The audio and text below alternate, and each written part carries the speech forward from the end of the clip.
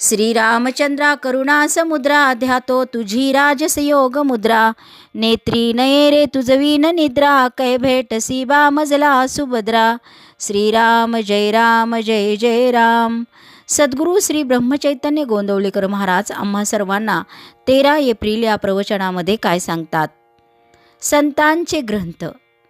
संतांचे ज्ञानच असे असते की त्यांना वेदांताचे मर्म आपोआप कळते.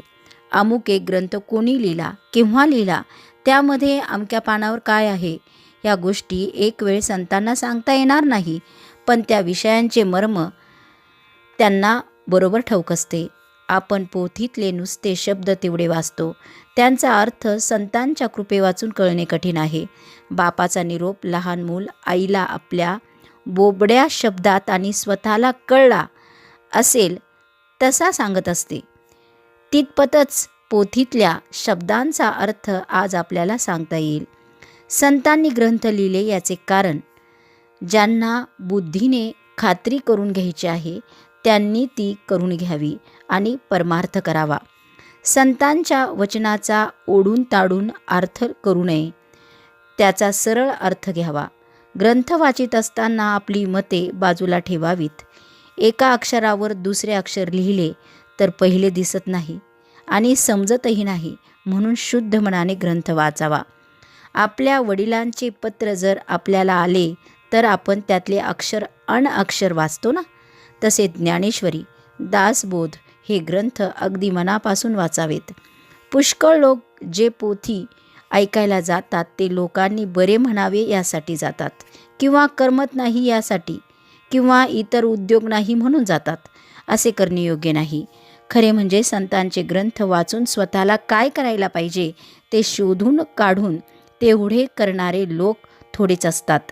ते ग्रंथ वाचून त्याचा अर्थ नीट समजणारे लोक त्यापेक्षा जास्त असतात.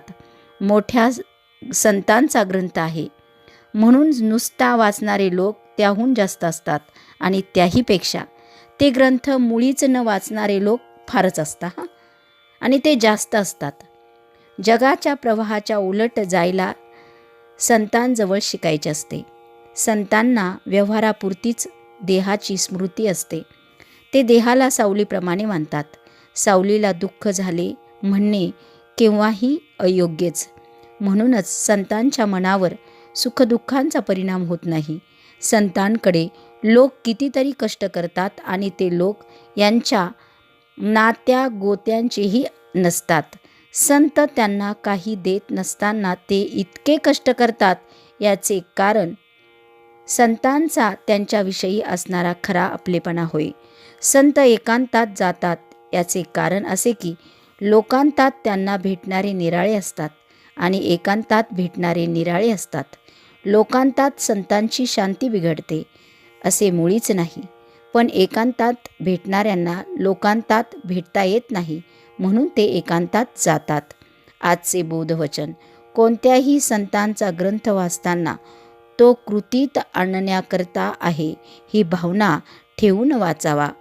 जानकी जीवन स्मरण. जय जय राम. श्रीराम जय जय राम.